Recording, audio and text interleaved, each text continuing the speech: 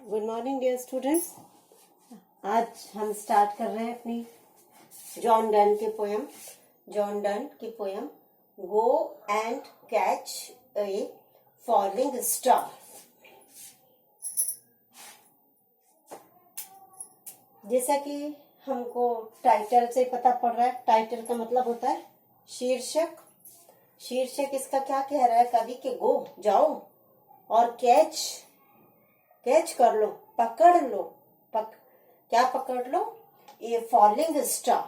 Falling star होता है Meteor या उल्का, जो हम रात के समय कई बार आकाश में देखते हैं कि तारा टूट गया, टूटा हुआ तारा ना, और ऐसा लगता है वो नीचे गिर रहा, लेकिन वो गिरता नहीं है और अपन उसको पकड़ भी नहीं पाते। तो ये जो पूरा का पूरा हमारा फर्स्ट स्टेंजा है, ये इसमें पोएट ने एक लिस्ट दी है हमको इम्प्रोबेबल वर्क्स की, इम्पॉसिबल टास्क की, जो असंभव प्रतीत होते हैं, जो असंभव कार्य होते हैं उनकी। और वो कहता है कि तुम ये कर सकते हो, लेकिन एक ही चीज, जैसे कि हमने लास्ट वीडियो में पढ़ा था कि जॉन डन रिलीजियस पोएम भी लिखी है जॉन डन ने, और साथ में लव पोएम भी लिखी है।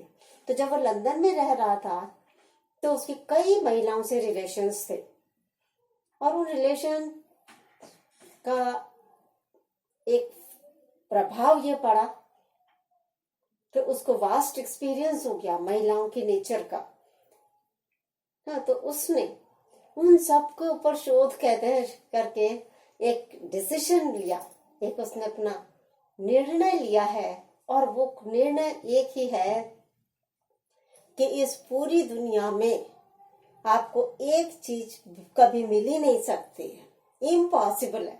और वो क्या है कि इस संसार में नोवेयर लिव्स, कोई ऐसी जगह नहीं है जहां लिव रहती हो अ वुमन, एक महिला जो कि ट्रू भी हो।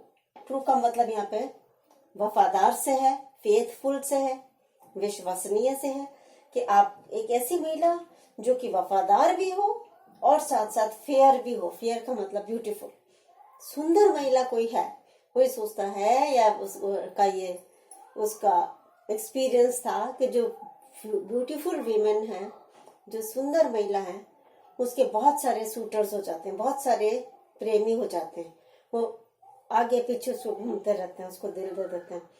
तो वो महिला जो है कब तक अपने आप पर सेल्फ कंट्रोल करेगी? वो नहीं कर सकती। इसलिए वो कह रहा है कि तुम आज सुंदर महिला तुम्हें मिली और तुम्हारा वफा हुई है या प्यार हुआ है, लेकिन वो ट्रू नहीं रहेगी, फेथफुल नहीं रहेगी, क्योंकि थोड़े दिन तो तुम्हारे साथ वो फ्रेंडशिप बना लेगी, लेकिन तो आफ्टर सम टाइम, थोड़े समय बाद वो किसी दूसरे प्रेमी के साथ चली जाएगी, या दूसरा प्रेमी आ जाएगा जो तुमसे ज्यादा प्रभावशाली होगा, तो वो उसके साथ चली जाएगी। तो मतलब पूरी पोयम में सार उसने यही बताया कि इस पूरी दुनिया में कहीं भी हमको एक सुंदर और वफादार महिला नहीं मिल सकती।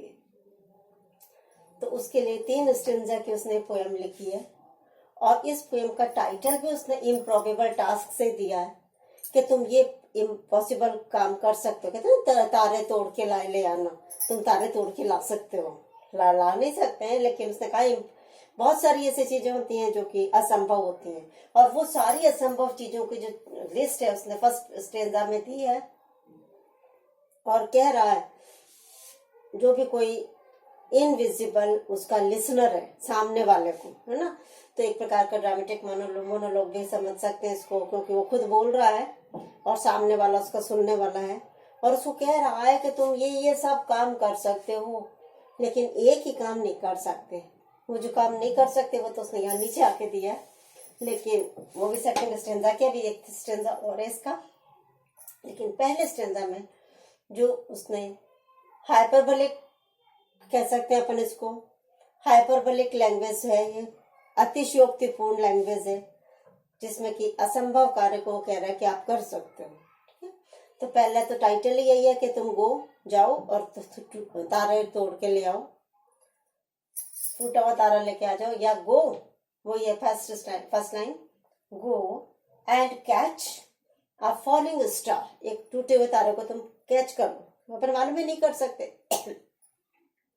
ये एक इम्प्रोबेबल टास्क है, इम्पॉसिबल टास्क। इसी प्रकार से get with a child a mandrake root, ये एक मेडिटेरेनियन क्षेत्र में, भूमध्य सागर के क्षेत्र में एक पौधा होता है मैंड्रिक, नैर्कोटिक प्लांट बताते हैं इसको। और इसके जो रूट है, जड़ें जो होती हैं, ऐसा कहा जाता है, उनकी शेप बिल्कुल वुमन की शेप होती है, जिसमें फॉक रूट्स होती हैं, फ्लैश होता है, बिल्कुल दिखने में महिला की आकृति होती है उस जड़ों की। लेकिन वो महिला तो नहीं होती, और क्योंकि महिला अगर होती तो उसके बच्चे भी होते हैं, तो महिला वो केवल उसकी शेप है।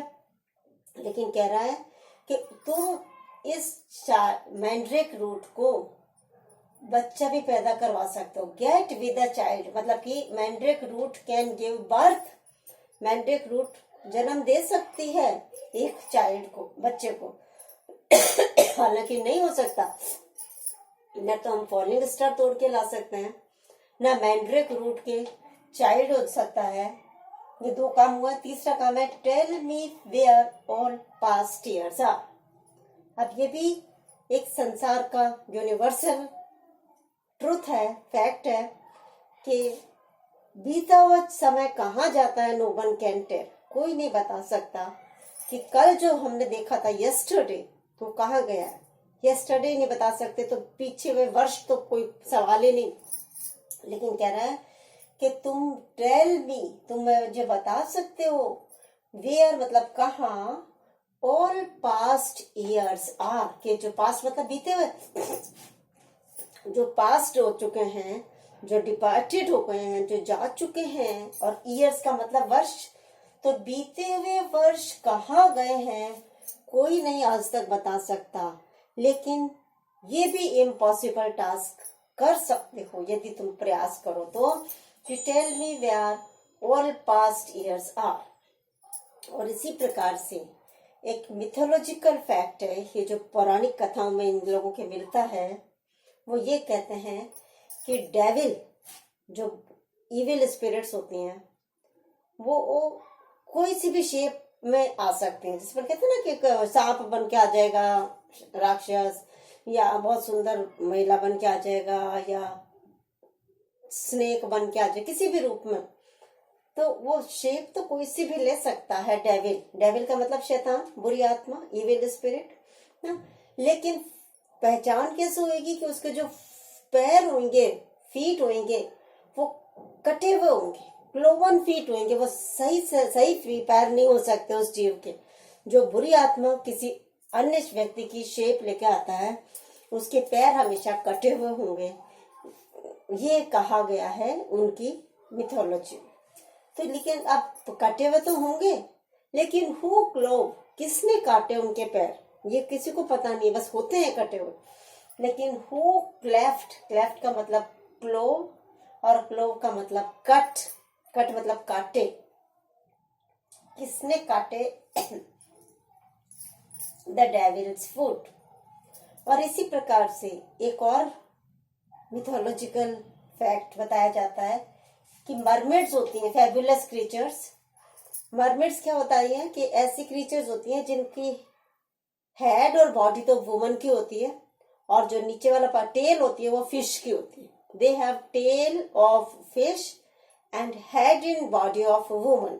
महिला का सिर और धड़ और पीछे वाला हिस्सा टेल जो है वो मछलियों की होती है। और कहते हैं वो बहुत ही मधुर बहुत ही स्वीट गाना गाती है। जैसे अपन कहते हैं परियां बहुत सुंदर, बहुत ही मधुर डांस करती हैं, गाना गाती हैं, उसी प्रकार से इन लोगों के, इंग्लैंड लोगों के मिथोलॉजी में बताया गया कि मरमेड्स जो होती हैं वो बहुत ही मधुर गाना गाती हैं। लेकिन कल्पना से सुनना है अपने को तो, क्योंकि सही में तो अपने को आवाज आती नहीं। जैसे कहते हैं परियां आ गई, डांस किया, परियों ने गीत गाया।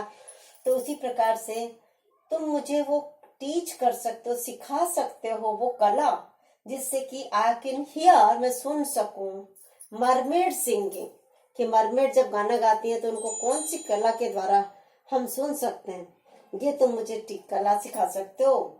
एंड फाइंड, और ये भी पता कर सकते हो कि व्हाट विंड कि वो कौन सी पार्टिकुलर विंड है, वो कौन सी हवा है, सर्व्स जो कि हेल्प करती है टू एडवांस, मतलब to make, to grow, to become an honest mind. मतलब कई व्यक्ति ऑनेस्ट होते हैं, कई व्यक्ति डिसऑनेस्ट होते हैं, कई व्यक्ति सरल होते हैं, कई व्यक्ति बहुत ही दुराव छिपाव करने वाले होते हैं। तो कौन से व्यक्ति, वो कौन सी पर्टिकुलर विंड है जिसके के कारण मनुष्यों का दिमाग ऑनेस्ट हो जाता है, ईमानदार बन जाते हैं।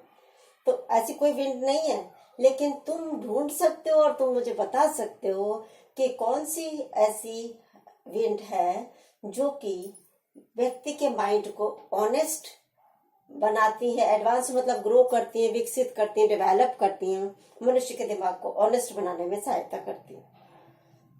तो इस प्रकार से ये जो फर्स्ट स्टेंजा है, इसमें हमारे कवि ने केवल कोई भी आगे पीछे का जिक्र न करते हुए केवल इम्प्रॉबेबल टास्क की एक लिस्ट दी है कि इतने सारे असंभव समझे जाने वाले कार्य हैं जो कि आप कर सकते हो। हालांकि हमें मालूम है कि हम नहीं कर सकते, नो वन कैन डू, लेकिन कवि कह रहा है कि ये तो फिर भी किए जा सकते हैं। इस दुनिया में तो एक ही मोस्ट इम्पॉसिबल टास्क है, और वो ये है कि एक वुमन जो कि ट्रू और फियर, उसको ढूंढना।